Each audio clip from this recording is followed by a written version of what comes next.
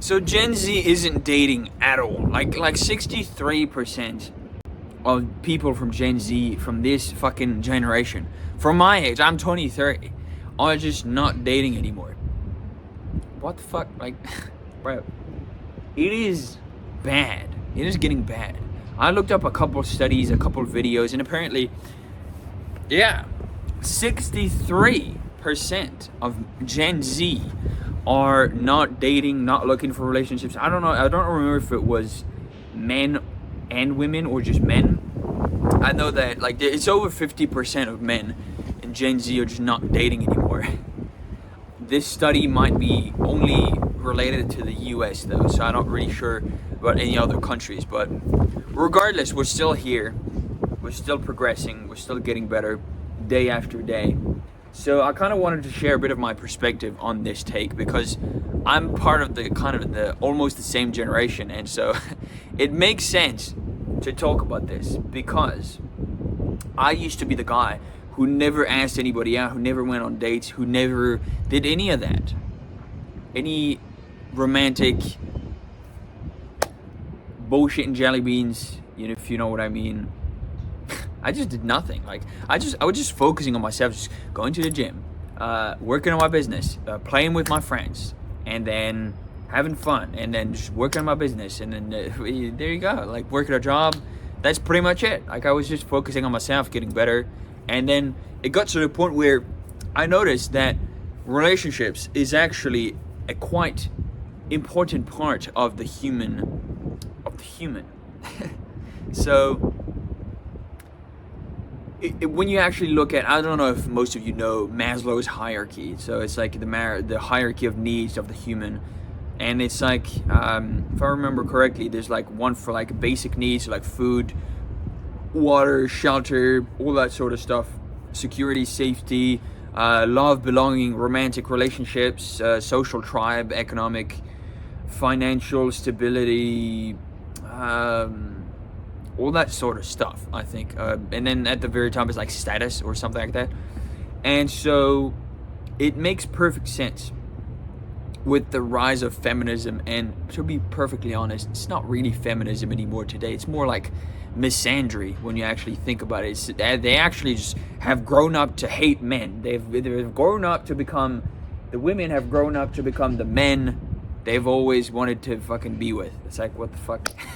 They're working a job, they're financially independent, they're girl boss, they're queen, yeah, slay. Bro, that's not good, bro. Like, the fuck? Society has survived thousands of years without the need for feminism. Why would we need it today? If you know what I mean? Like, men and women are both parts of the same coin. It's like heads and tails. It's like we're two parts of the same thing, and we complement each other. We fit with each other perfectly, like a one and a two, like together, just boom, super easy. So to me, it makes perfect sense that if the women start looking like the men, then the men are not going to be very interested in dating. If the women start becoming more and more masculine, if the women start becoming more and more independent and financially driven, it's going to get to the point where men are just going to be like, yeah, no, this is fucking annoying. Like, this is just, I'm tired of this. Like, I would just have peace and quiet at home. I don't want somebody that bitch and nags me and fucking annoys me all day, if you know what I mean. Like, they just want to have a good time. They just want to have peace and quiet, some like foods to fill their fucking stomach with. That's pretty much it. An empty nut sack maybe, and then yeah, life good, bro. Life could be dream. So when you actually think about it, it makes perfect sense. Because women are not educated on what men want, but they are educated on what to expect out of a man. So a lot of women, you'll hear this in videos, in actual real life, if you can actually find these people, which I hope you don't because they're not very interesting. They're pretty shallow, actually. They'll say something like, yeah, the man has to provide, the man has to pay for the first date, the man has to drive me around, open the door, do all these things that are tied with chivalry and like honor and whatever the fuck. And that's good, but at the same time, problem is there's a lot of people taking advantage of people that do that for other women. So like, for instance, there's a bunch of women that just go around bars and they ask people to buy them drinks with empty promises, and they're like, oh yeah, I'll talk to you, and then they just end up fucking going with their friends and just drinking, and then that's it. Like, they use men to buy drinks, and men are kind of sick and tired of that. And from my own perspective, I'm also sick and tired of masculine women that are inherently screaming their head off or complaining all the time or saying that they can do everything that I can do. And it's like, okay, well, why the fuck am I talking to you then? Like, if you can do everything I can do, then what the fuck do you want me for? Like well, who cares? Like, why would I want to entertain a conversation with you if you keep spreading misandry? Like, the fuck? It makes no sense. They'll say this bluntly to your face. We don't need any men. We don't need men. It's like, bro, are you sure? You know, like, 70% of jobs is somewhere around that mark. 70, it's like 63 maybe. 70% of jobs that hold the infrastructure together. Electricity, internet, phones, fucking food, fucking power, electricity, yeah, like water, literally everything. Men do the hard jobs, and most of those positions are occupied by men. So if men just stopped existing tomorrow, we would have an extremely big problem on our hands that basically society would probably collapse very quickly, because you're basically cutting the population in half. And most of those people are actually quite important to get the oil to fill up your car, to get the electricity so you can record a video on your phone, to complain about other men, to put up a system in place so that people don't start scavenging in each other's homes and killing people. Like, the rule of law, the threat of violence, you know what I mean? Like, everything is built on purpose to protect other people, and especially the weaker, like, members of society.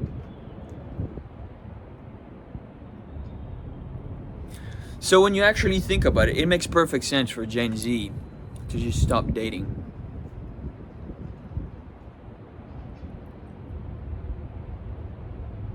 Yep, it makes perfect sense, because I'll share with you a bit of my experiences from the past. Don't want to be chewing on the video.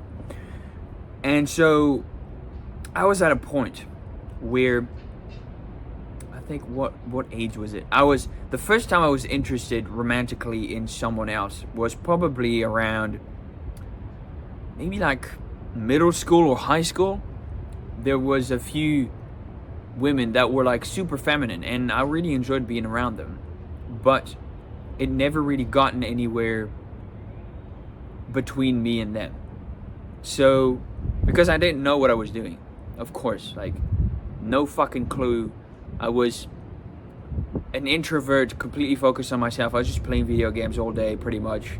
And the only time I was able to hang out with them was when I went to school, and we were in the same class, or we would hang out in the same friend group.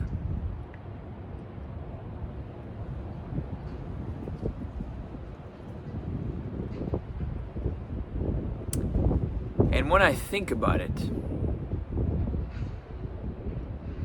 it actually makes perfect sense as to how things have evolved.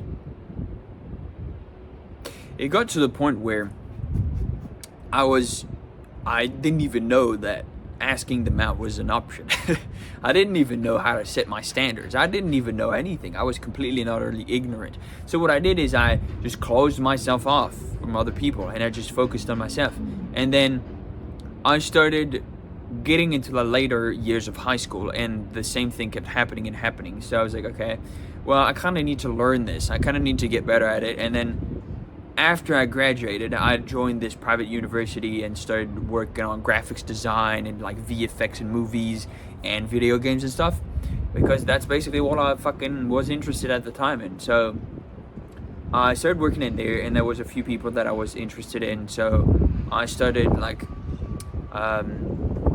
being more and more active around them, being more and more like just doing my best to hang out around them and just do stuff that I wouldn't necessarily do, like go to a bar. Like I went to the bar for the first time during those years, and I was extremely and utterly disappointed in the atmosphere. And I was like, bruv, this is not for me. This is fucking boring. This is like, it feels like shit. I'm not gonna lie. So I said like, okay, fuck this shit. I'm never gonna do that ever again. Fuck it. I'm just gonna focus on myself. And then I saw this chick at the gym, and this was probably the first time I was studying, like I was studying on YouTube, like fucking videos of like how to approach women, how to talk to women, how to like do all of this fucking shit.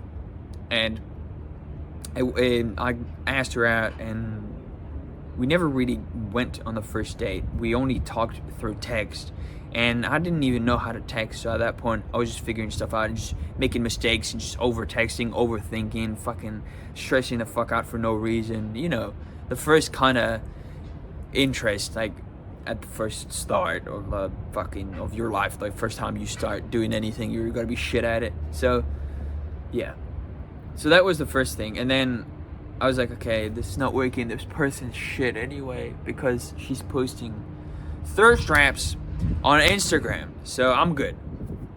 So I blocked her, and then I went to what's it called? Yes, I came here to New Zealand.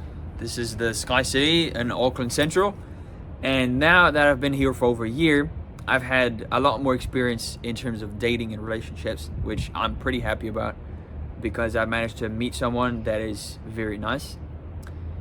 And so I went through a couple experiences. I went through a couple fuck ups because I needed to learn from my mistakes. So I needed to learn how to text properly, how to know how to do stuff, how to set my standards, how to set boundaries, how to communicate, how to talk, how to become better at social interaction, how to become good at going from small talk to deep conversation to flirting. So if I do recommend you go look into that, by the way. Becoming good at small talk and moving small talk to deep conversation, and then moving deep conversation to flirting, is one of the best things that is going to set you apart from other people in the dating game, if you actually want to go out there and get the people you actually want to be with. Now, over the course of the last year, my standards have become extremely sharp. So like, for instance, I know for certain the kind of person I want to be with has and has not certain criteria about them. Now, of course, you can start being with literally anybody you want, and then you can mold them into the person you want to be with. But I don't really heavily recommend that. What I recommend is looking for a person that fits your criteria and your like standards as best as possible and as close as possible, and then just putting as much energy and effort into that relationship as possible, so that you don't fuck it up and they don't fuck it up, so you can be together in a good unit. And so you need to make sure communication is on point. You need to make sure the energy is on point. You need to make sure everything feels good and it feels like free flowing, if that makes sense. You need to make sure that nothing is feels like a blockage, basically. So what you want is to, number one, that's very important. Number one, having high standards is something that I noticed is extremely important in this case. And I never knew that I had high standards because I had never taken the time to define them, and which is what I did. And I made a list. I think it might have been over 100 different things that I would like to have in the kind of person I want to be with in a relationship with. And to list out a few, it would be somebody that's fit, so not somebody that's overweight or fat or like completely unhealthy. So I want somebody who's fit. I want somebody who's friendly, somebody who also puts in their time into the relationship. So I want to make sure that this person doesn't just focus on something else more than they focus on the relationship. I want them to have at least like 50-50 relationship in their own personal life, if that makes sense. So fit, friendly. I need someone who's cooperative. I need someone who's never really looking to argue. I need somebody who's not looking for something like combativeness, like not someone who's looking to complain all the time or start a fight for something fucking stupid. I want someone so fit, friendly, cooperative, and then I want somebody who's submissive, because I want to be able to do stuff and I want to be the provider for their unit. So maybe at the start of the relationship I won't be in control of everything, but that's fine. But like moving into the relationship in the future, I would like to be able to provide for them so that they don't have to provide for themselves, and they can rely on me so that I can help them out and we can be together as a unit. The point is to not be two different people.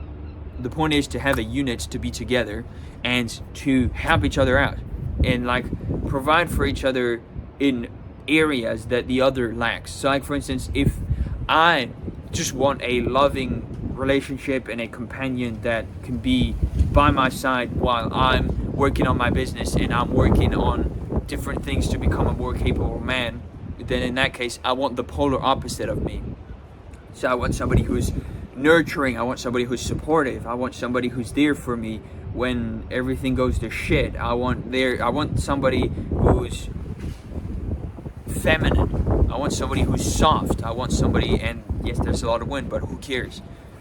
I want somebody who's so fit, friendly, cooperative, submissive, and then yeah, the basics. Like I want somebody who has a very low body count, at least less than 2 people, less than 3 people. I want to be at the very least maximum the 3rd person. That's pretty much it. That's all I go. If I know somebody has a higher body count than 3, what I'll do is I will put you in the buck zone, in the buck zone. If you know what if you know what that is, I'll put you in the buck zone, and then you'll never get a relationship out of me whatsoever. It's recreational use only, as they would say, which doesn't sound very nice, but when you actually think about it, I've got a bloodline to represent. So if the person who's with me, I've allowed them to have a relationship with me, I need to have them be a representation of the standards I set. I want them to respect me, and in that case, they can't be with other people. I don't really super care about monogamy, but if a person is with me, they are choosing to be with me and nobody else. That I need that amount of respect out of them at the bare minimum. Never cheating. If they cheat once, it's done. If they have poor decision making, done. If they already have children, that's goodbye. If they have a poor relationship with their family, goodbye. If they have no dad, goodbye. If they have a bunch of these things, if they dress in a very provocative, promiscuous way, that's goodbye. If they have tattoos, that's goodbye. If they have, the list goes on, bro. Like if they have a lot of fucking makeup on, if they have piercings, that's goodbye. If they have all of these things, if they eat junk food all the time, that's goodbye, unless they can be changed. If they don't go to the gym at least 2 or 3 times a week, that's goodbye. If the list goes on, you know. And all of these things are in the same bucket list for finding someone who has a low body count, finding someone who is fit, friendly, feminine, submissive, and cooperative. And that is the kind of person I want in my life. I want somebody who's there by my side to help me. I do not want to have an equal partner. I want to have somebody that complements me for who I am and what I can bring to the table, and I want them to bring to the table what I need. in that case, two sides of the same coin. Is exactly what I meant before that. So yes, personally, I think you should take some time to, number one, study the dating game. So understand how you can get better at it. What are your current skills? What are you good at? What are you not good at? How can you get better at it?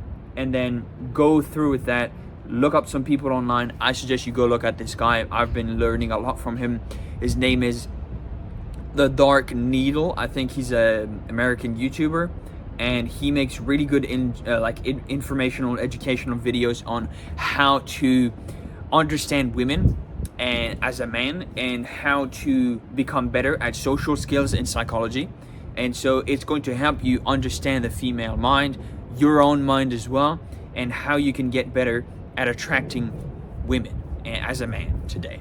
So it will teach you a bunch of stuff about the dating game, the texting game, the psychology that goes behind different cues of like body language, different pieces of text when they text you something like specific, all that sort of stuff. So that has helped me a lot. I've learned from a lot of different people, but he's been one of the biggest helps in terms of raw dating advice. So yeah, I do heavily recommend it. I'll post his link to his channel in the description yet again. I've done this in a previous video before because I do think he's very, very good at what he's talking about, and it makes sense. So yes, there's that. Then, so get really good at the dating game. Next, what I want you to do is I want you to set in stone who you are as a person. I want you to set in stone who you are as a person. What are your standards? What are you gonna set? Are you gonna draw a line in the sand for? What are you gonna say no to? What are you gonna say yes to?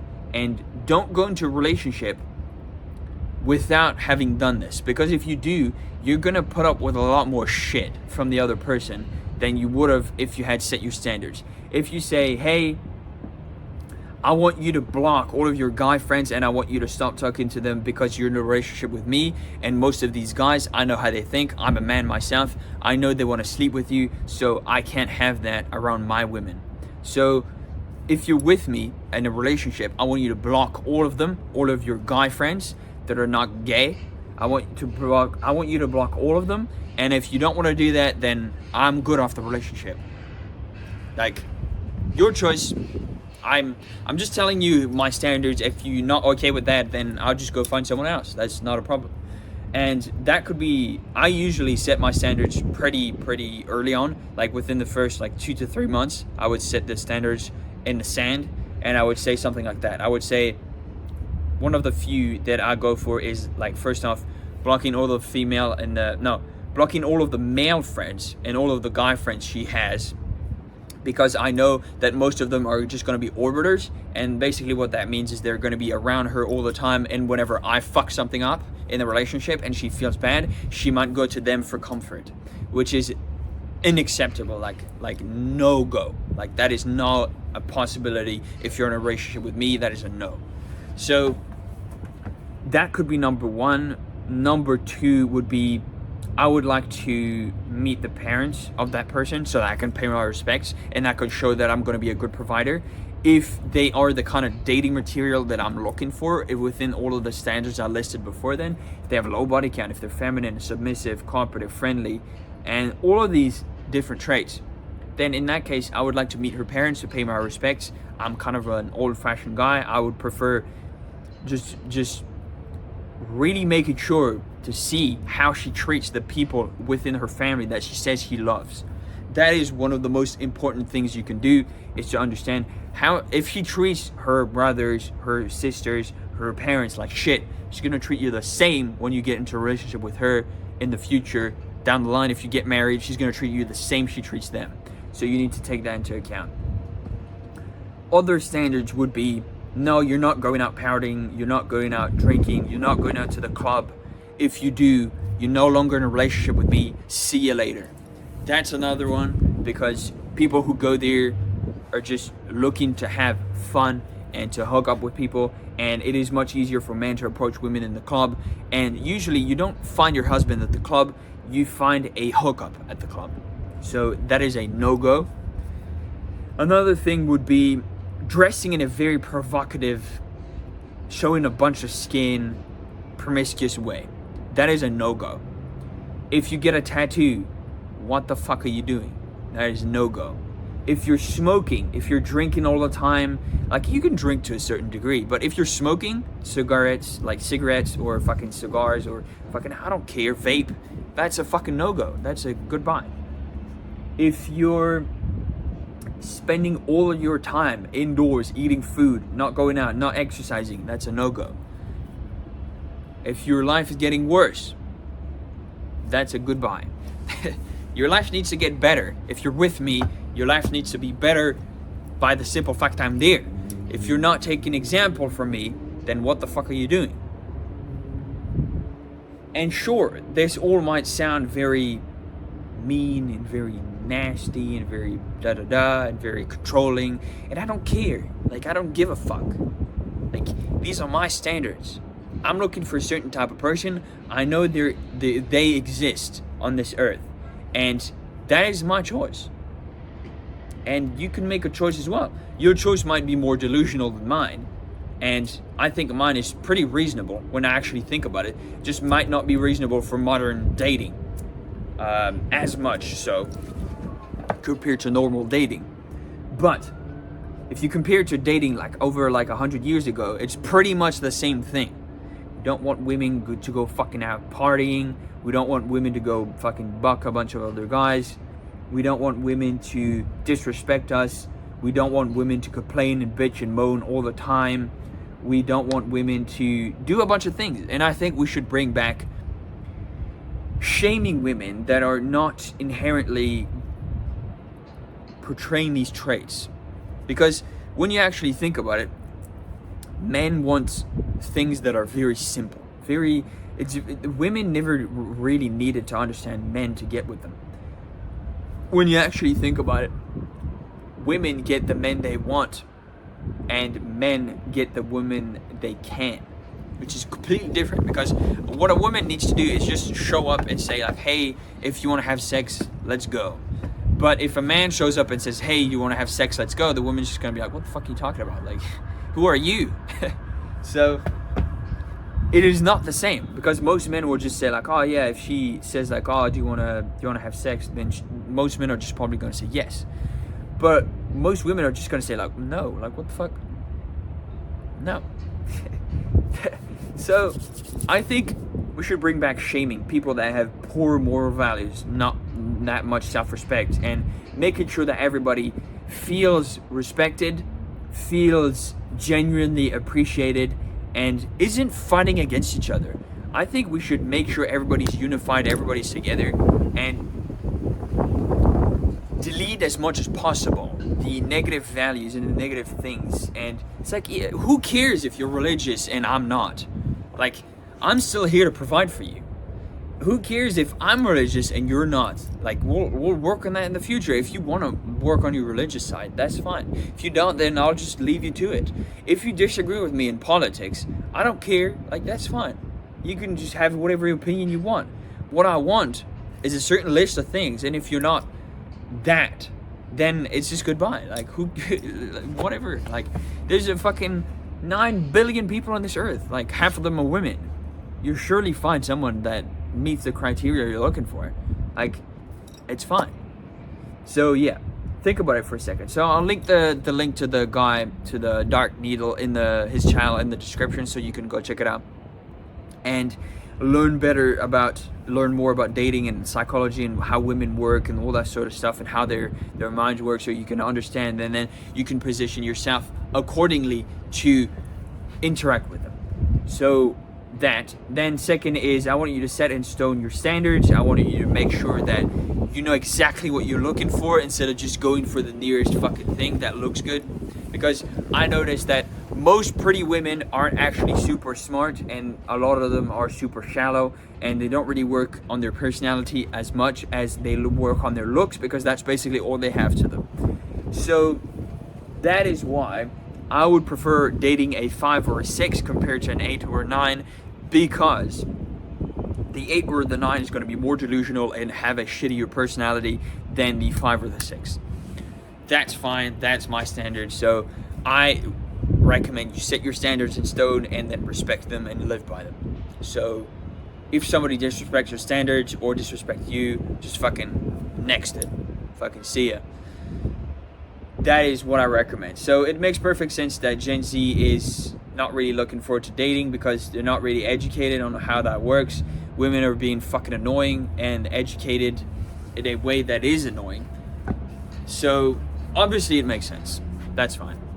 So these are the things I recommend because I've done them myself. I've gotten a pretty successful dating life over the past year thanks to this. So I recommend you do that as well. Appreciate every single one of you guys watching the video to the end. Like, comment, subscribe. I'm happy to have a conversation in the comments, give you some advice, answer some questions, give some feedback if you have any ideas, whether they might be like dating related, business related, literally anything. Feel free to ask me anytime. Happy to help.